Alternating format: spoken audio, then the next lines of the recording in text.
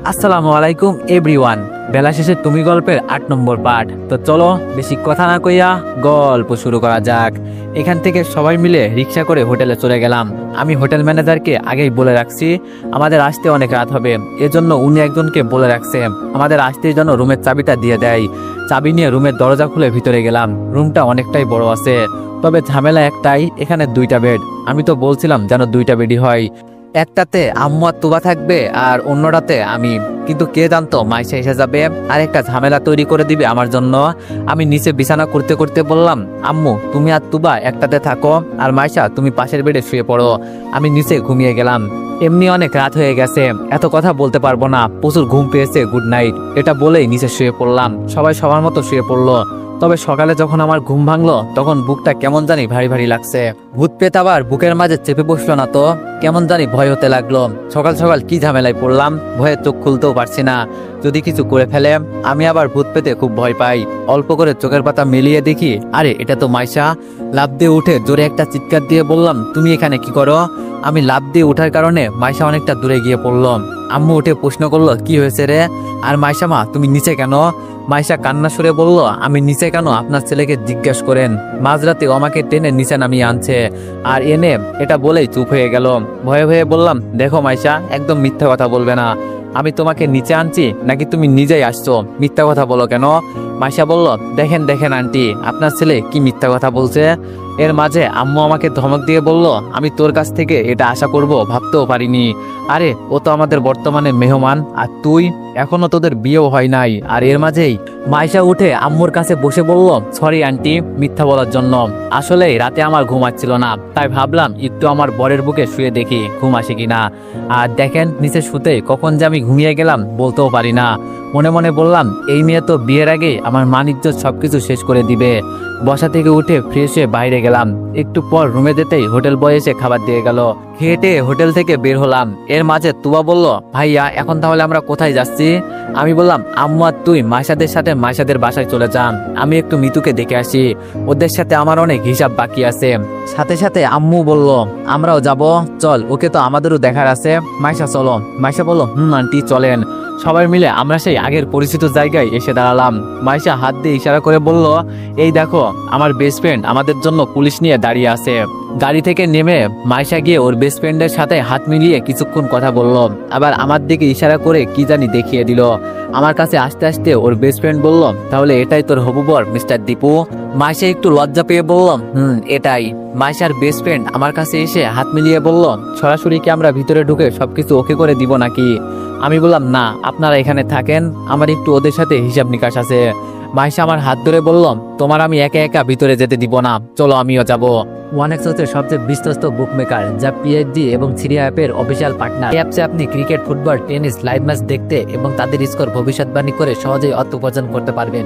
সেই সাথে বিএমডব্লিউ গাড়ি, আইফোন, ল্যাপটপ এবং আরো অনেক নগদ পুরস্কার জেতারও সুযোগ রয়েছে। এই অ্যাপটিতে আপনি crash crystal, under and over 21 ইত্যাদি গেম খেলে সহজেই আয় করতে পারবেন। আপনি বিকাশ, নগদ, রকেট ব্যাংক, ক্রিপ্টো, পেপল এবং অন্যান্য সহজ পদ্ধতির মাধ্যমে সহজেই আপনার জেতা টাকা তুলতে পারবেন। এখানে আপনি 24 ঘন্টায় 7 দিন গ্রাহক সহায়তা পাবেন। তাই এখনই পিন কমেন্টের লিঙ্ক ব্যবহার করে রেজিস্ট্রেশন করুন অথবা গুগলে ওয়ানেক্স সার্চ লিখে রেজিস্ট্রেশন করুন। আর হ্যাঁ, রেজিস্ট্রেশনের সময় আমার প্রোমো কোড VODO7 ব্যবহার করে প্রথমবার ডিপোজিটে 20,000 টাকা পর্যন্ত পান। আমি বললাম, আরে না তুমি বরং থাকো, আমি একা একা ওদের সাথে কথা বলবো। মাইশা বলল, আরে ওরা খুব খারাপ, বোঝো না কেন? আম্মু আমার দিকে তাকিয়ে বললাম, নিয়ে যাও ওকে, যদি কোনো সমস্যা হয়।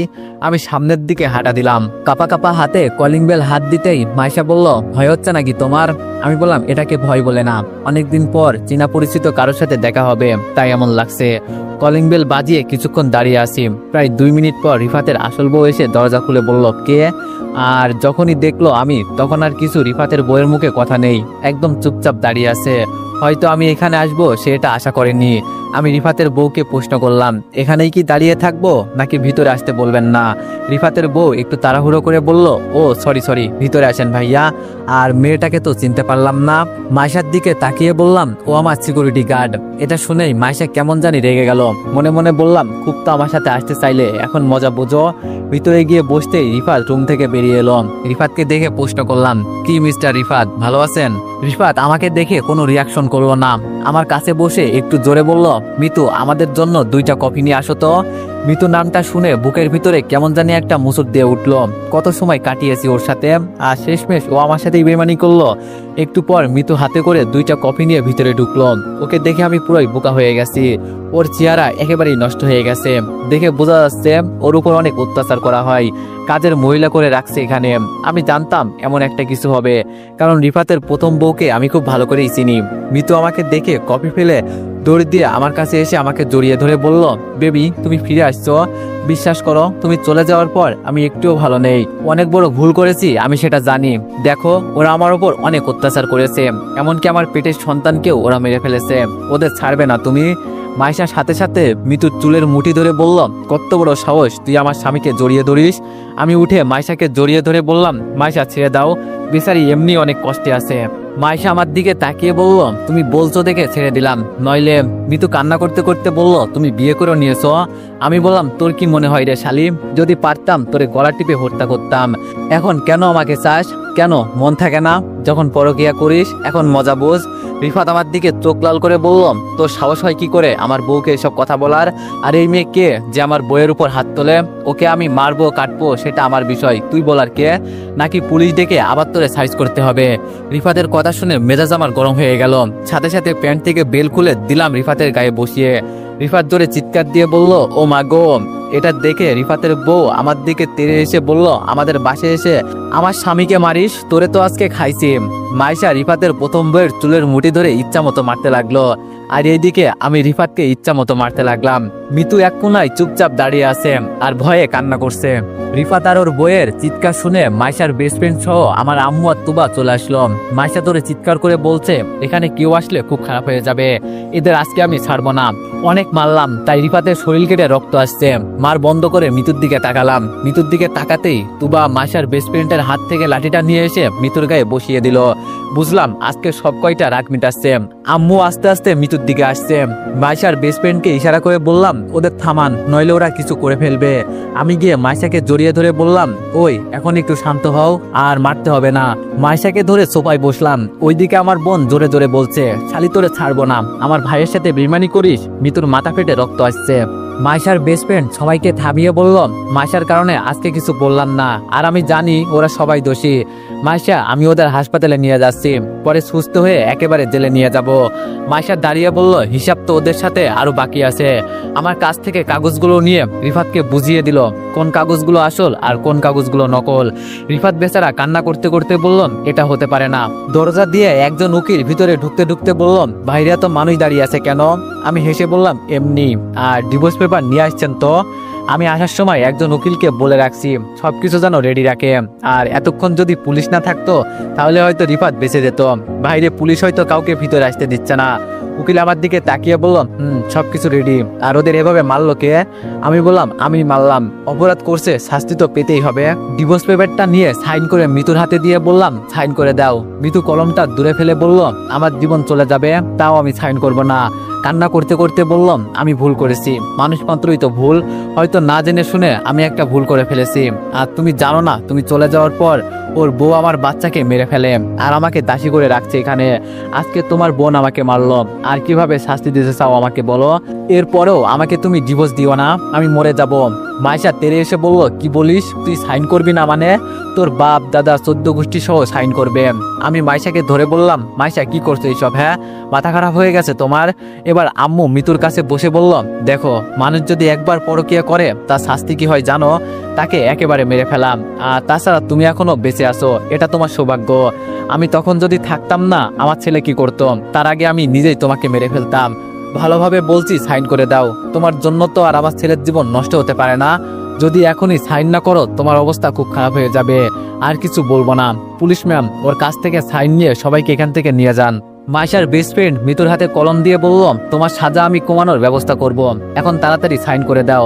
দেখো এখানে সবাই তোমার উপর রেগে আছে, আমি আসি বলে বেঁচে গেলে, নইলে মেরেই ফেলতো। তুবা রেগে বলল, আরে ম্যাম দেখছেন কি, ওর হাত কেটে দেন নইলে। সবার কথা শুনে মিতু ভয় পেয়ে গেল, কলমটা আস্তে করে নিয়ে সাইন করে দিল। মাইশার বেস্ট ফ্রেন্ডের অর্ডার পেয়ে পুলিশ এসে সবাইকে ধরে নিয়ে যেতে লাগলো। যেতে যেতে রিফাত আমার দিকে তাকিয়ে বলল, তোরে আমার দেখার আছে, একবার শুধু এখান থেকে মুক্তি পাই। পিছন থেকে বললাম, যা পারিস কর গিয়ে, আরেকবার যদি আমার সামনে পড়িস না মেরেই ফেলবো শালা। মাইশার বেস্ট ফ্রেন্ড যাওয়ার আগে বললাম, তোমরা সবাই পাগল হয়ে গিয়েছিলে, আজকে যদি একটা খুন হয়ে যেত, এত রাগ ভালো না কিন্তু। আমি সোফায় বসে মাথা ঠান্ডা করার চেষ্টা করছি। মাইশা আমার পাশে বসে বলল, সরি, আমি আমার রাগকে কন্ট্রোল করতে পারিনি। না, এটাই ঠিক ছিল। তুবা শরীরটা ঝাঁকিয়ে বলল, বহুদিন পর মনের আশা পূর্ণ হলো। আমি মনে মনে এটা নিয়ত করেছিলাম, ওকে পেলে আর ছাড়বো না আমি। এইসব মেয়েদের আর উচিত শিক্ষা দেওয়ার দরকার ছিল। আমি বললাম, তুবা তোর এমনটা করা ঠিক হয় নাই। তুবা আমার কাছে এসে আমার চুল ধরে বলল, তুই অন্ধ নাকি, দেশি কি আর কোনো মেয়ে ছিল না? তা কেমন আছো দীপু? তাকিয়ে দেখি সেতুর বাবা ভিতরে ঢুকে কথাটা বলল, আর আঙ্কেলের পিছনে মাহি আর সেতু আসছে। আমি দাঁড়িয়ে সালাম দিয়ে বললাম, এই তো আঙ্কেল আছি মোটামুটি, আপনি? আঙ্কেল বলল, আমি আর কই ভালো আছি, তুমি যে এমন করবে আমাদের সাথে এটা আমার ধারণার বাইরে ছিল, অনেক ভালো ভাবতাম তোমাকে। আমি মাথা নিচু করে বললাম, সরি আঙ্কেল, এছাড়া আমার অন্য কোনো উপায় ছিল না। পরিচয় করিয়ে দিই, ওই যে দাঁড়িয়ে আছে উনি হলেন আমার আম্মু, আর আমার পিছনে যে আছে ও আমার ছোট বোন। মাইশাকে দেখিয়ে বললাম, ও আমার ওয়াইফ। মাইশা আমার এই কথাটা শুনে একটু খুশি হলো, বুঝতে পারছি। আঙ্কেল মুখটা কালো করে বলল, তুমি বিয়ে কবে করলে? আমি বললাম, এই তো আঙ্কেল কিছুদিন হলো। আঙ্কেল বলল, ও আচ্ছা, তাহলে তোমরা কথা বলো কেমন? আর সবকিছু যেহেতু সমাধান হয়েই গেছে, তাহলে এখানেই থাকবে নাকি তোমরা? আমি বললাম, আমার বাসাতে আমি থাকবো না তো কে থাকবে? আঙ্কেল বলল, কিন্তু এটা তো। পিছন থেকে সেতু বলল, বাবা তোমাকে আমি পরে সবকিছু বুঝিয়ে দিব। আঙ্কেল যে রাগে চলে গেল আমি খুব ভালো করেই বুঝতে পারছি। আঙ্কেল বাইরে যাওয়ার পর সেতু মাইশার সাথে হাত মিলিয়ে বলল, ভালো আছেন ভাবি? মাইশা হাসি মুখে বলল, এখনো ভাবি হয় নাই, তবে খুব শীঘ্রই হব। তুমি কে, চিনলাম না তো। সেতু আমার দিকে চোখ তুলে বলল, আমি কে, আপনার স্বামীকে জিজ্ঞেস করেন। আমি বললাম, আরে সেতু এইসব কথা ছাড়ো, ভাই তুমি ভালো আছো? ভাই বলল, দুলা ভাই আপনি আমাদের রেখে এভাবে পালিয়ে গেলেন কেন? মাইশা আমার দিকে অবাক চোখে তাকিয়ে বলল, এই মেয়ে তোমাকে দুলাভাই বললো কেন? সেতুকে দেখিয়ে বললাম, ওর সাথে আমার বিয়ে জোর করে দিতে চাইছিল ওর বাবা, তাই এখান থেকে পালিয়ে চলে যাই। তুমি বলো, নিজের স্টুডেন্টকে কেউ কি বিয়ে করে, যাকে ছোট বোনের মতোই দেখতাম? আম্মু ভিতরে যেতে যেতে বলল, দীপু এইসব কথাবার্তা ছেড়ে বাজারে যা, পরে এসে কথা বলিস। আমি বললাম, আম্মু যাচ্ছি। পেছন থেকে মাইশা বলল, আমার জন্য আইসক্রিম নিয়ে এসো। আমি বললাম, আচ্ছা দেখি নিয়ে আসবো। বাজার শেষ করে বাসায় এসে শুনি মাইশা নাকি চলে গেছে। কিচেনে গিয়ে বাজার রাখলাম, এইদিকে সেতু আম্মুর সাথে রান্নার কাজ করছে, আর ওইদিকে আমার বোন বসে বসে মায়ের সাথে আড্ডা দিচ্ছে। ভিতরে গিয়ে সবাই বসতেই তুবা বলল, ভাইয়া এই বাসাটা কি সত্যি আমাদের? আমি বললাম, কেন তোর বিশ্বাস হয় না? তুবা বলল, বিশ্বাস হবে না কেন, তবে আমার খুব পছন্দ হয়েছে। মাহি আমার দিকে তাকিয়ে বলল, দুলা ভাই আপনি এভাবে সেই দিন পালিয়ে গেলেন কেন আমাদের কিছু না বলে? আমি বললাম, মাহি আমি তোমার বোনকে বিয়ে করি নাই, আর করবো না। আর দ্বিতীয়ত আমাকে দুলাভাই বলে ডাকবে না কেমন? দুলাভাই ডাকলে কি কোনো সমস্যা আছে দীপু ভাইয়া? আরে সেতু আসো আসো, এখানে বসো। সেতু বলল, বলেন ভাইয়া। আমি বললাম, আচ্ছা তোমার খবর কি বলো? সেতু বলল, এই তো ভাইয়া চলছে কোনো রকম, তবে আপনি আসছেন খুব খুশি হয়েছি, আবার আপনার কাছে পড়তে পারবো। আমি বললাম, না সেতু, এখন আমার কাছে তেমন কোনো সময় নেই, তাই তোমাকে পড়ানো যাবে না। সেতু বলল, স্যার আপনার এখানে পড়াতে হবে না, আপনার বোন আছে না, কি বলো তুবা আপু? তুবাও হাসি দিয়ে বললাম, আমি আসি তো, চিন্তা করো না। আমি বললাম, আচ্ছা সেতু, তোমার বাবা কি আমার উপর রেগে আছে? সেতু বলল, অনেক রেগে আছে বাবা আপনার উপর, কেন আমাকে বিয়ে করেননি এই জন্য। তবে আপনাদের জুটি কিন্তু সেই, মাইশা ভাবিকে আপনার সাথে খুব মানাবে। আমি বললাম, ধন্যবাদ সেতু। সেতু বলল, আচ্ছা ভাইয়া অনেক সময় হয়ে গেল, এখন আমরা আসি তাহলে। এই মাই চল। মাই যেতে যেতে বলল, ভালো থাকবেন দুলা ভাই, আবার দেখা হবে। আমি বললাম, সেতু তোমার বোনকে বলো আমাকে যেন দুলাভাই না বলে। আমার কি আর? সেতু আমার কথা থামিয়ে বলল, ছোট মানুষ বোঝে না ভাইয়া, কিছু মনে করবেন না, তবে আমি না করব। ওরা যেতেই তুবা আস্তে করে আমাকে প্রশ্ন করলো, ভাইয়া আমার মাইশা ভাবিকে কেমন কেমন জানি সন্দেহ হয়। আমি বললাম, কেন কি হয়েছে? তুবা বলল, তুই যাওয়ার পর মাইশা ভাবির ফোনে ফোন আসে, কিছুক্ষণ কথা বলার পর বলে আমার জরুরি দরকার আছে, তাই তাড়াতাড়ি যেতে হবে। সেই দিনও আমাদের বাসায় এমন করলাম, আর আজকেও। আমি তোমার কথা শুনে কিছুক্ষণ চুপচাপ বসে চিন্তা করলাম, আরে ধুর, আমি আবার ওকে সন্দেহ করছি কেন? ও তো এখন ঢাকায় আসছে, গেছে, তাই হয়তো অফিসের দরকারি কাজে গেছে। তবে মনের ভিতরে যেন অজানা একটা ভয় হচ্ছে। আসলে মাইশা এইভাবে কোথায় নাই হয়ে যায় হঠাৎ করেই। তুবা বলল, ভাইয়া কি চিন্তা করছি? আমি বললাম কিছু না। আচ্ছা আমি রুমে গেলাম, তুই গিয়ে আম্মুর রান্নার কাজে সাহায্য কর। রুমের ভিতরে গিয়ে বসতেই আবার অজানা নম্বর থেকে কল আসলো। এবার এটা 10 সংখ্যার নম্বর। বুঝি না এইসব নম্বর থেকে কিভাবে কল আসে, তবে আমি যতটুকু বুঝতে পারছি এটা পাখির নম্বর হবে হয়তো। ফোনটা রিসিভ করতেই পাখি হাসি দিয়ে বলল, কোনো কথা বলার মতো সময় আমার কাছে নেই, একটা ঠিকানা মেসেজ করে দিচ্ছি, এখানে চলে আয়, নইলে তোর হবু বউকে আমরা কিডন্যাপ করে নিয়ে যাব। আর আমরা যে কি কি করতে পারি তুই তা ভালো করেই জানিস। আমি বললাম, হঠাৎ করে ফোন দিয়ে হুমকি দেওয়ার কোনো মানে আছে? পাখি বলল, মানে তো অবশ্যই আছে, নইলে কি আর তোকে ফোন দিতাম? আমি বললাম, যা ইচ্ছা তাই করো, আমি বলছি না আমার পিছনে পড়বে না। এখন তো আমি মুখ বন্ধ করে রাখছি, নাকি আমি কাউকে কিছু বলছি? পাখি বলল, মাইশাকে তুই বিয়ে করতে চাস নাকি? তুই চাস না ওকে বিয়ে করতে? এখনো ও অফিসের ভিতরে আছে, আর তুই তো জানিস আমি কি কি করতে পারি। তোরে যদি তোর বাসা থেকে তুলে আনতে পারি, তাহলে মাইশাকে কোথা থেকে তুলে আনতে পারবো সেটা মনে হয় এখন তোর ধারণা হয়ে গেছে। আমি বললাম, আমার কাছে কি চাই তোমার? আর বারবার ঘুরে ফিরে আমার কাছেই কেন? পাখি বলল, এত কথা বলার সময় আমার কাছে নেই, তুই তাড়াতাড়ি আসবি নাকি? আমি বললাম, ওকে ওকে পাখি, আমি আসছি, সাবধান, মাইশার কাছে একদম যাবে না, ওর যেন কিছু না হয়। পাখি হাসি দিয়ে বলল, এই তো বাবু, এতক্ষণে সবকিছু বুঝে গেলে, তাড়াতাড়ি আসো, আর অপেক্ষা করতে পারবো না। রুম থেকে বের হতেই আম্মু বলল, দীপু টেবিলে বস, তুবা তোর ভাইকে খাবার বেড়ে দে। আমি বললাম, আম্মু এখন আমাকে একটু যেতে হবে, পরে এসে খাবো। আম্মু বলল, এখন আবার কই যাবি বাবা? আমি বললাম, পরে এসে বলবো, আর কালকে আমার একটা চাকরির ইন্টারভিউ আছে, এখন আমি আসি। বাসা থেকে বের হয়ে পাখির দেওয়ার ঠিকানায় চলে গেলাম। ওখানে যেতেই 3টা ছেলে আমার কাছে এসে বলল, চলুন আমাদের সাথে। আমি একটু ভয় পেয়ে বললাম, চলুন আমাদের সাথে মানে কি বলতে চাও? ছেলেগুলো বলল, পাখি ম্যাম আমাদের। আমি বললাম, বুঝেছি, আর কিছু বলতে হবে না, চলো। ওদের সাথে গাড়িতে বসতেই আমার চোখ বেঁধে দিল। আমি চুপচাপ গাড়িতে বসে আছি, কোনো কথা বললাম না। যখন আমার চোখ খুলে দিল, সামনে তাকিয়ে দেখি সেই বড় একটা বাংলো, তবে এটা সেই দিনের হাসপাতাল না। গাড়ি থেকে নামতেই একটা ছেলে আমাকে ইশারা করে বলল ভিতরে যেতে। দরজা ঠেলে ভিতরে যেতেই আচমকা আওয়াজ আসলো, মিস্টার দীপু, আপনাকে স্বাগতম জানাই আমাদের নতুন জগতে। আমি উপরে তাকিয়ে বোঝার চেষ্টা করছি এইসব কথাগুলো কোথা থেকে আসছে, কিন্তু কোনো জায়গায় কাউকে দেখতে পারলাম না। চারিদিকে একদম নীরব পরিবেশ। দাঁড়িয়ে থেকে তো আর লাভ নেই, তাই সোফায় গিয়ে বসলাম। সোফায় বসার পর দেখি সিঁড়ি দিয়ে পাখি নিচে নামছে। আমাকে দেখে একটা হাসি দিয়ে বলল, এত তাড়াতাড়ি চলে আসবে তুমি? আমি তো বিশ্বাসই করতে পারিনি। আমি বললাম, না আসার কি আছে, কুকুরের যদি দরকারি কোনো জিনিস নিয়ে চলে যায়, তার পিছনে তো দৌড়াতে হবেই। পাখি বলল, আজকাল খুব ভালো কথাই বলতে পারিস দেখি তুই। আমি বললাম, আমাকে এখানে ডাকার কারণটা কি? আর আমার কিন্তু এসব একদম ভালো লাগে না। পাখি বলল, ভালো তো আমারও লাগে না, কিন্তু কি করব বল, বারবার তোরে ফোন করে আনতে হয়, নইলে তোর বোন অথবা তোর মা যে কোনো সময় মারা যেতে পারে। আমি বললাম, দেখ পাখি, আমি একবার সাবধান করে দিচ্ছি, আমার পরিবারের নাম মুখেও নিবি না। যদি কারো কিছু হয় না, ছাড়বো না কিন্তু তোমাকে, এটা মনে রেখো। পাখি আমার পাশে বসে বলল, আমাকে তোর বিয়েতে দাওয়াত দিবি না? আমি বললাম, আমি এখন কোনো বিয়ে টিয়ে করছি না। পাখি বলল, মিথ্যা বলিস কেন? শুনলাম তোর নাকি মাইশার সাথে বিয়ে ঠিক হয়েছে। আমি বললাম, একটা কথা তো তুমি ভালো করেই জানো, কানার তো সবকিছু মনে মনেই জানা আছে, আর মাইশার মতো দেখতে মেয়ে কয়টা আছে সেটাও আমার জানা হয়ে গেছে। পাখিকে একটু ভয় দেখানোর জন্য বললাম, দেখি আমার কথা যদি সত্যি হয়। অন্ধকারে ঢিল মারলাম। এটা বলতেই পাখির মুখের ভয়ে একটা ছাপ দেখতে পারলাম, কিন্তু সবকিছু কাটিয়ে সাথে সাথে পাখি হাসি দিয়ে বলল, তোর হবু বউ এখন অফিসের ভিতরে আছে, তুই যদি চাস এখনই তুলে নিয়ে আসবো, দেখতে চাস? আমি বললাম, না না থাক, আর লাগবে না। পাখি বলল, লাগবে না কেন? আমাকে না সন্দেহ করিস? তাহলে দেখেই যা। আমি বললাম, ভুল হয়েছে আমার, সরি। পাখি বলল, এই তো এতক্ষণে বুঝলি, তোর একটা সারপ্রাইজ দেওয়ার ছিল। একটা কাজ কর, ওই উপরে ডান দিকে একটা রুম আছে, ওইখানে জানালার কাছে গিয়ে দাঁড়া, তাহলে সব বুঝতে পারবি। আমি বললাম, আমি ওখানে যাব কেন? নাকি কোনো ফাঁদ পাতলে আমাকে ফাঁসানোর জন্য? পাখি বলল, আরে এত ভয় পাস কেন, যা, আমি বলছি তো কিছুই হবে না তোর। সোফা থেকে উঠে পাখির কথা মতো উপরে উঠতে লাগলাম। পাখির বলা রুমটাতে গিয়ে জানালার কাছে গিয়ে দাঁড়াতেই আমার চোখ যেন অন্ধ হয়ে গেল। এটা আমি কি দেখছি? ছিছি, এই মেয়ে, না না, আর কিছু চিন্তা করতে পারছি না। ধপ করে নিচে বসে বললাম, মিমের হাজবেন্ডের সাথে আমার ex wife miss Mitu Begum শারীরিক সম্পর্কে লিপ্ত আছে, যাকে মাত্র কিছুক্ষণ হলো আমি ডিভোর্স দিয়েছি, আর সে, ওকে তো আমার মেরে ফেলা উচিত ছিল। তাড়াতাড়ি নিচে তাকিয়ে দেখি পাখি কার সাথে যেন ফোনে কথা বলছে। তাড়াতাড়ি ফোনটা বের করে আমি ভিডিও করতে লাগলাম, দরকার হতো তো পারে, তবে এখন আমিও একটা গেম খেলবো ওদের দিয়েই, খুব তাড়াতাড়ি এই খেলার পতন আমি করব। পাখি ফোনটা রেখে উপরে তাকালো, তখন আমি তাড়াতাড়ি ফোনটা পকেটে রেখে একটু কান্নার ভাব ধরলাম।